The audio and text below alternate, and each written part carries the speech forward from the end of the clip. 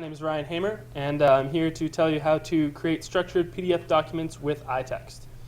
So we've heard a lot about throughout this convention about how tagging PDF and PDF UA and all of these different formats can be very valuable as we are creating our PDF documents. So I'm going to be showing you how to do that with iText. Eventually, I'll be going through all of the steps that you need to go through to be able to create not just tagged in PDF UA, but also to be able to eventually create a ZUGFeRD invoice, which is a German standard of invoicing, which uses a PDF-A, which allows an invoice to be consumed by a human very easily, as well as a XML invoice, which allows it to be machine read very easily. And the ZUGFeRD invoice is the combination of both of these.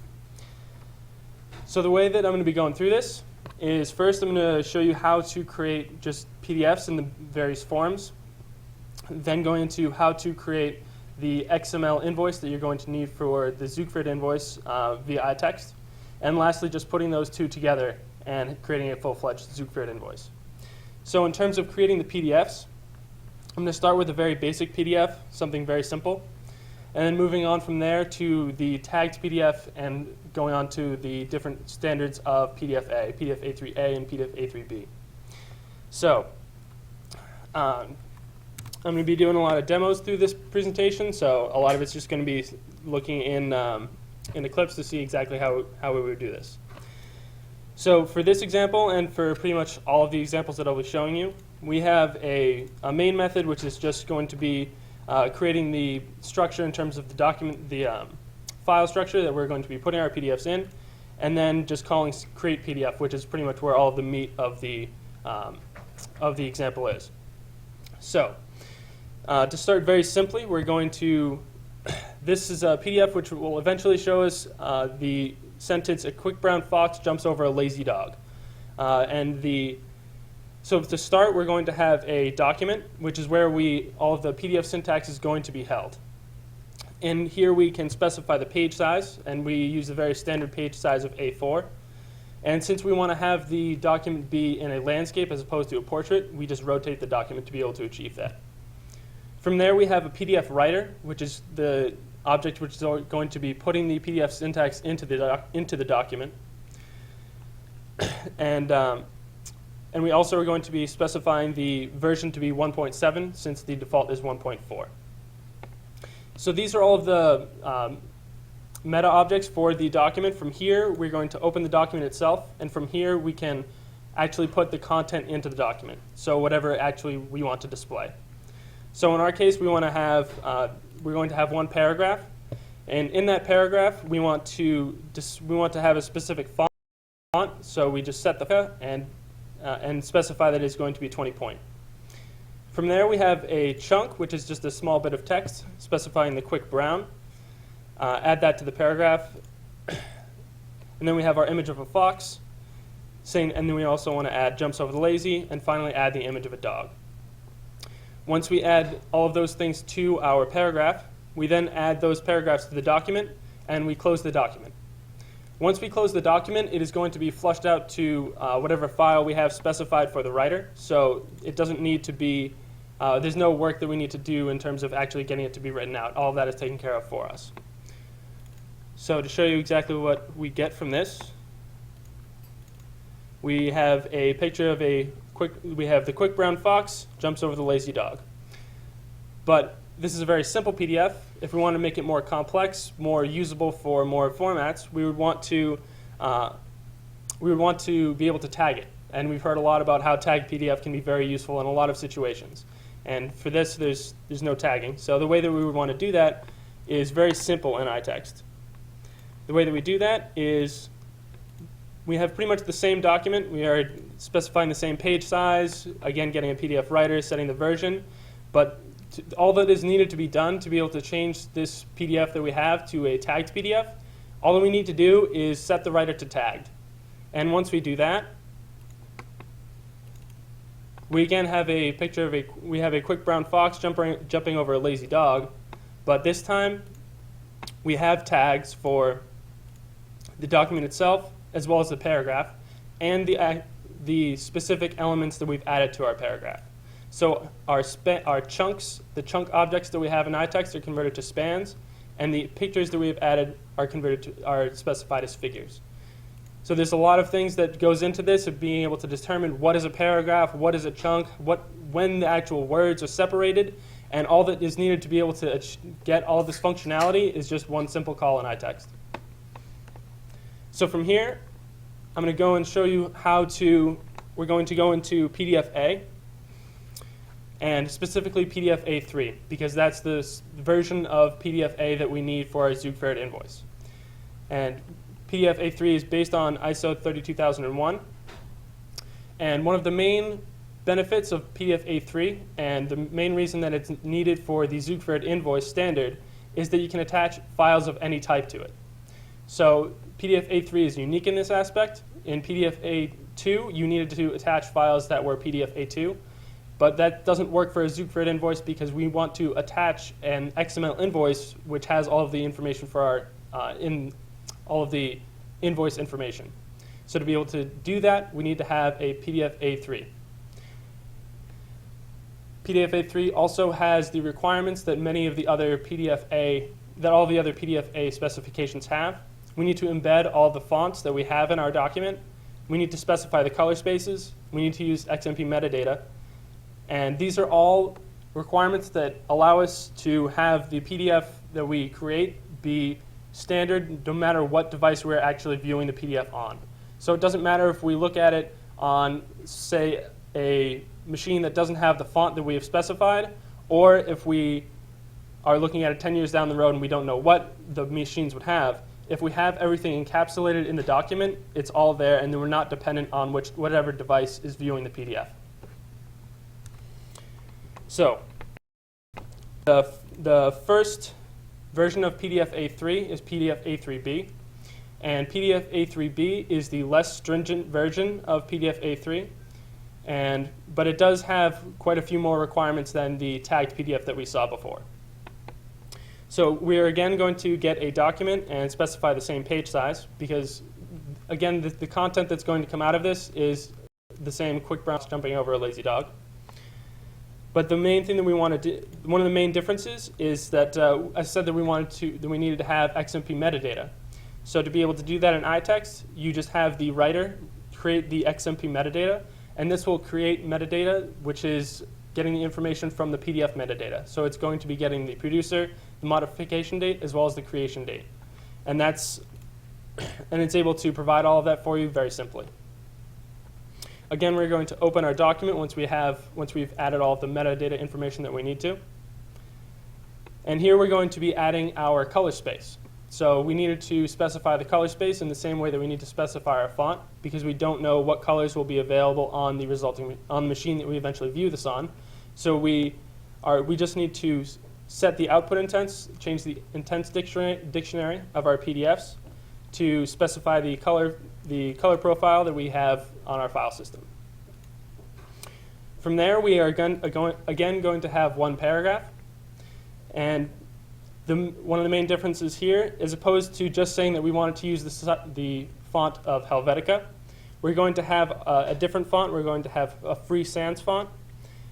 But to be able to have it be PDF-A, we need to make sure that the font is embedded. It needs to be embedded just like this. And again, we have the same 20-point font. From here, it's pretty much the same thing. We have a quick brown fox jumping over a lazy dog.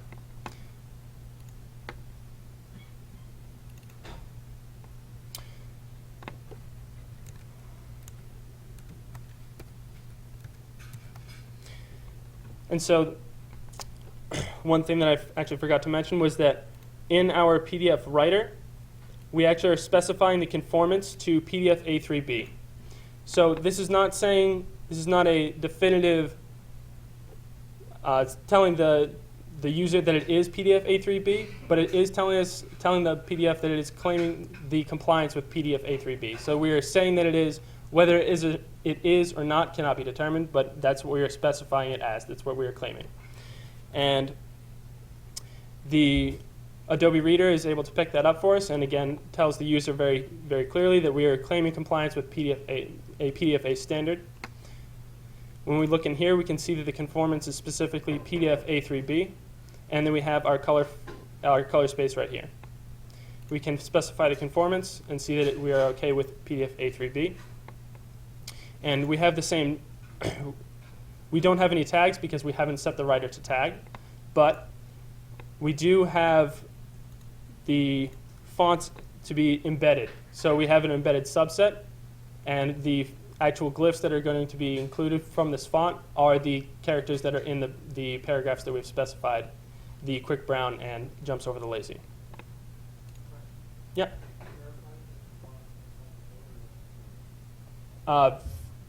Only through Adobe.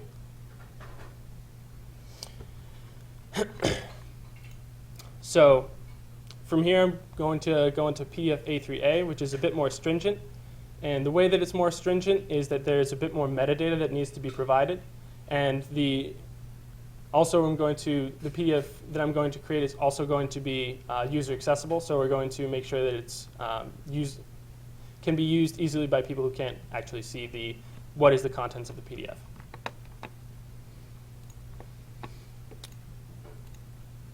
So we have the same things again. This time we are changing the conformance level to PDF A3A, and again setting the version. One of the main differences that we need to set is we are specifying the actual title of the file that we're creating. So in the previous examples, the name of the file is just like many files that you open on your file system. The name in the top left corner is the name of the file itself on your file system. But you can change that for PDF to be whatever name you desire it to be. And in iText, all you need to do is set the viewer preferences so that we are going to see a different title. We're going to specify that if the language is English US, this is what the title is going to be. And then we're going to change the title to some title. And again, create the same standard XMP metadata. Now, to be able to make this user accessible, we again need to set it to be tagged. And the other thing that we need to do is that we're going to add alternative text for the images that we have provided. So instead of, if a screen reader had read the tagged PDF, it would just say the quick brown jumps over the lazy, which doesn't capture exactly what we're trying to say.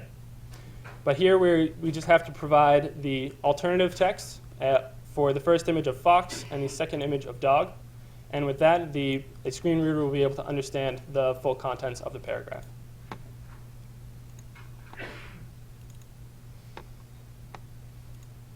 And again, we have our tags, as well as the conformance being A3A. So from here, we have now created so now from this point, we have the base that we need for our ZUGFeRD invoice. We have the PDF base that we need. The things that we need to create from here is the actual XML invoice that will contain the invoice information. In the ZUGFeRD standard, there's 3 kinds of profiles that can do this. The first is the basic profile. This contains just the invoice information and doesn't have much more qualifying information describing what that information is. So because of that, it's very simple. It can't be used to process the invoice automatically. The comfort profile takes a little bit more information to be able to implement it, but it is able to be processed automatically because of the qualifying information describing what the different parts of the invoice are. And the third is the extended profile, which would again have even more information to be able to discern different parts of the invoice across industry segments. And so for the invoices that I'm going to show you, in a real-world example, you would be using your own CRM system, your own database, your own customer data to be able to get this. But for this example, I'm just going to be using a plain old Java object database. And it's going to be very simple, pretty sparse in terms of, and it just has the 4 tables of an invoice, a customer, an item, and a product. And so I'm going to show you a couple of example invoices, but all of the data that it comes from, all of the data in the invoices is going to come from this database. So, and in terms of the basic and comfort profile, iText does have interfaces that you can use that can be used to implement them. So all that you need to implement are the the number of getters to be able to get the information from whatever source you have it into the invoice itself. So the basic profile has relatively few, I think 50 or so methods you need to implement, and the comfort profile goes far beyond that, I think over 100. So from here, I'm just going to show you how to actually create the XML invoice in iText itself.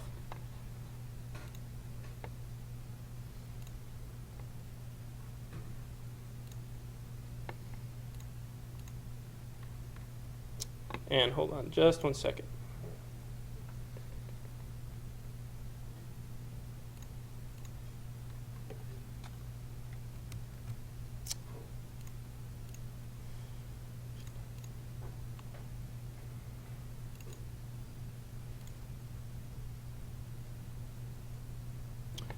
I'm actually going to have to come back to that. I cannot locate the example for it right now.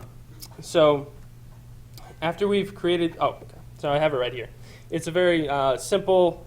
It's very simple to do in iText. Once you have, so for us, we're going to be creating the invoice from our plain old Java object factory. We are going to get all of the invoices here, and from here we're going to create the comfort profile data, which is just going to be getting all of the invoice data from our database. And from there, we convert the invoice itself to XML. And from there, we are able to write it out to an XML file and have it on the file system for our whatever use we need. And it would look something like this. So the comfort profile, as I said, is a bit more complex. So, for example, this included note here, we would just, if this were the basic profile, this is all that we would have. We would just have this text right here. But because this is the comfort profile, we have qualifying information saying that this is a regulatory information according to this code. So this allows it to be processed much more easily and automatically.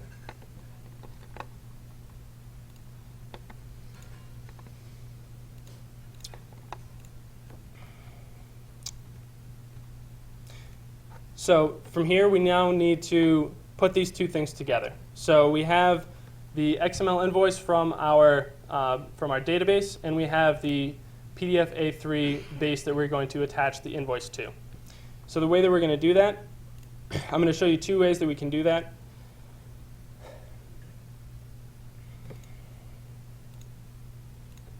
The first is going to be using the basic profile.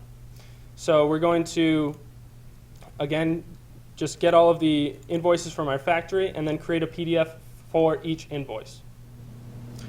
And these are going to be the fonts that we're going to be used, and we are again embedding them because this is a PDF-A PDF, so that is one of the requirements. So from here, we're going to, one thing that's a bit different is that we are specifying the conformance level as ZUGFeRD basic, because this is a ZUGFeRD invoice with a basic profile. The next thing that we need to do is specify add more metadata in XMP. And first, and this specific part is according to the ZUGFeRD standard, so this is something that can't be changed. So the first is the ZUGFeRD schema that we need to use, which is, I believe, 1. And from here, we need to specify the file name, and this file name has to be ZUGFeRD invoice.xml. So whatever invoice it actually ends up being, the name of the file needs to be ZUGFeRD invoice.xml.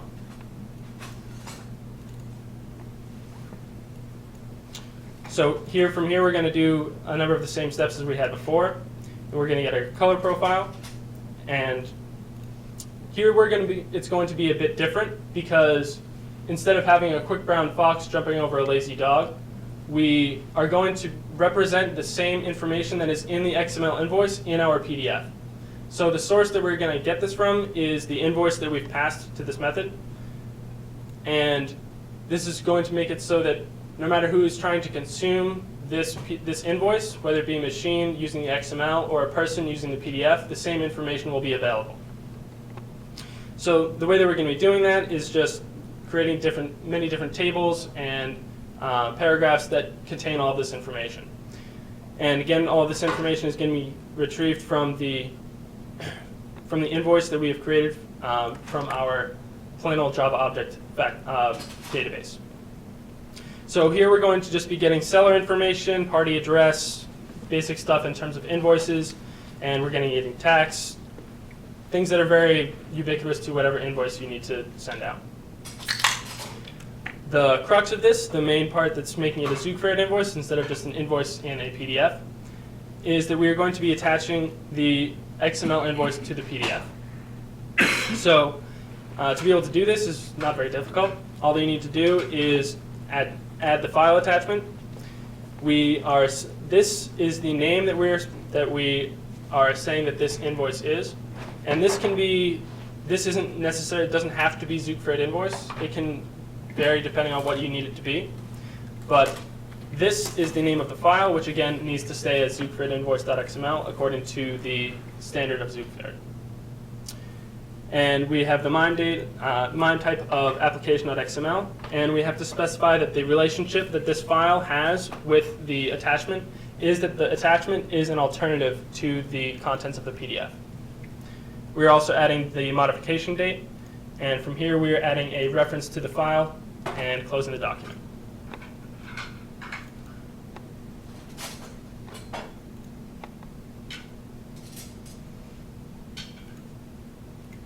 And again, there's a lot of examples because there are quite a few invoices. So from here, we can see that we have a lot of invoice information, and this is from the first invoice in our database. And if we look into the attachments, we can see that what we have is the ZUGFeRD invoice.xml, which is going to be machine readable and available for consumption either way, whether you want it to be in the PDF or the XML. So that was the basic profile. If you want to, the other way to do it is with the comfort profile. And the way that I'm going to be doing this is a bit differently. So as well as just adding the invoice elements from the database itself and getting them and putting them into the PDF, iText can also convert HTML into a ZUGFeRD invoice. So that's what I'm going to be doing now.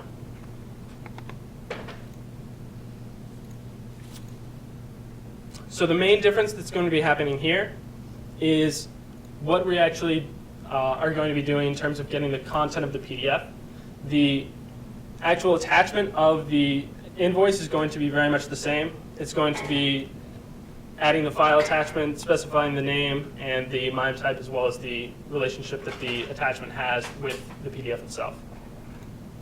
But from here, this is, we're going to be getting our invoice, and we have an XSL file which is going to describe how to transform it from the XML that we are converting it to into HTML. And from there we are going to be doing many of the same things in terms of setting up the document to be able to create the PDF. And from here we have a number of objects which will help us actually convert the HTML into the PDF content that we want. First, we're going to have a CSS resolver, which is going to describe how the hierarchy of the tags should be described, so what CSS we want to apply to which tags. We're going to have and this is going to grab our CSS file. The CSS appliers is going to describe how the CSS is going to be applied to each of these different tags. We're going to have our HTML context, which is going to describe how to process the HTML itself, all the HTML tags, and as well as an image provider, which is going to tell us how to process image tags that we have inside of the HTML if the source for the images is not in the same place as the root directory. So from here this is where we're actually going to start creating the PDF itself. The PDF writer pipeline is going to be the place where the PDF syntax is actually written into the document by our PDFA writer. And we're going to get our HTML from the HTML context. And we're going to have our CSS resolver to be able to resolve all the CSS that needs to be applied to the HTML. From here, we grab our XML worker. And if we specify true here, we are specifying that we're going to be using HTML. We're going to parse this out and going to be grabbing the invoice, which was the HTML representation of the invoice that we had before. And once we have that, we are attaching the invoice, the XML invoice as we did previously, and closing out the document. And one difference that we have in the HTML version of this invoice is that we added a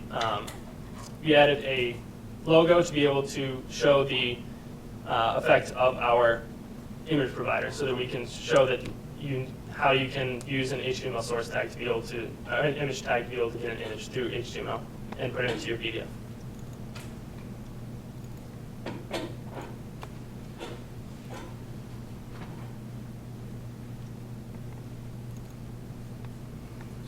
And here we have our ZUGFeRD invoice. And again, it's all of the same information, but this is the image that we had that was specified so that we could show the use of the image provider. And again, we have our attachment, which is the same invoice that I showed you in terms of how to create the comfort profile, because this is a comfort profile invoice. Right. Yeah. Is that PDF tag? This PDF? Yep. Yes. And that's done, so how is the mapping, and let me know if this is out of scope or you don't want to answer. Since you're coming from HTML, it seems logical that you produce the tags. How is the mapping done from the HTML tag set to the PDF tag set? Is there a provider that does that? Is it automatic in iText? I don't believe it's automatic in iText, but I'm not positive on that. For every HTML tag, we chose one of the tags that is available in tag PDF. So it's automatic. The mapping is not 100%, but it's as close as possible. In another context, we could also add role maps. So there is an example where you have an XML, and we map the tags using role maps, and then you can export the PDF to XML, and you have the original XML with the original tags. But that's not the case here. Here we just try to map HTML with the standard tags as much as possible. Okay. Thanks. So that's pretty much all I wanted to show you in terms of examples. But in terms of where to go from here, if you want to look at more in depth of how these examples work, or if you want to learn more about the ZUGFeRD standard itself, Bruno has written a book called ZUGFeRD, The Future of Invoicing, which is available on LeanPub. And if you want to be able to dive into it, look at it more in depth, that's definitely the place to go. And Are you just becoming an author and you're getting out of programming? Is that it? And on LeanPub, I think I've set the minimum amount on a couple of dollars, but if you want the free version, just give your email to Ryan, me, or Jason, and we'll give you a voucher to get it for free. So that's pretty much it. Are there any questions?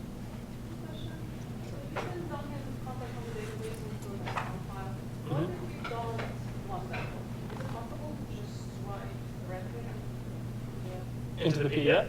Absolutely. In the same way that I was doing the very simple example of the quick brown fox jumping over the lazy dog, you can just create, and the way that I was doing it in the basic profile, instead of having so in that example, we were just getting this information from our invoice, but you could very easily just write whatever your information you want in there. This isn't like a prescribed thing. You could just add in whatever information you need. Yeah.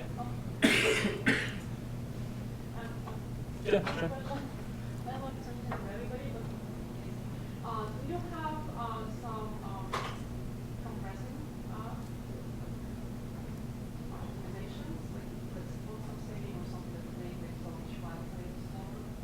If you want to make the file size smaller, that's actually really simple. All you have to do is set set the compression on the PDF writer, and you can set it to, I think there's 10 different levels that you can set the compression to.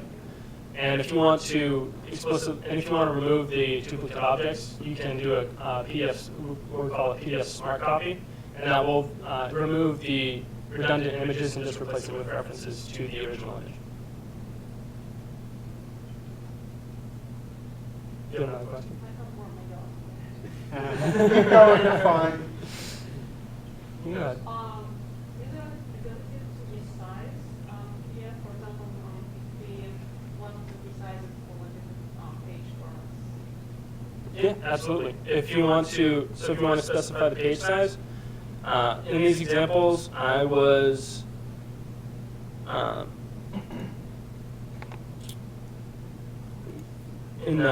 so here we're just using the default page size, but in the simple PDF, we're specifying the page size here. So you can set this to whatever size you want it to be. This is just one of the standard sizes available. Maybe what we want to do, we want to generate some of our own PDFs, and we want to combine with third-party PDFs. Is there a way to somehow combine them and then resize them? Resize the whole PDF afterwards. Yeah. You can resize you can put the content in whatever shell you want, but it's not going to change whatever content there was in the original, those PDFs in the first place.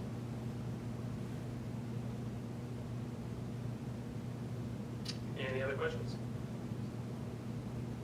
Okay, thank you very much.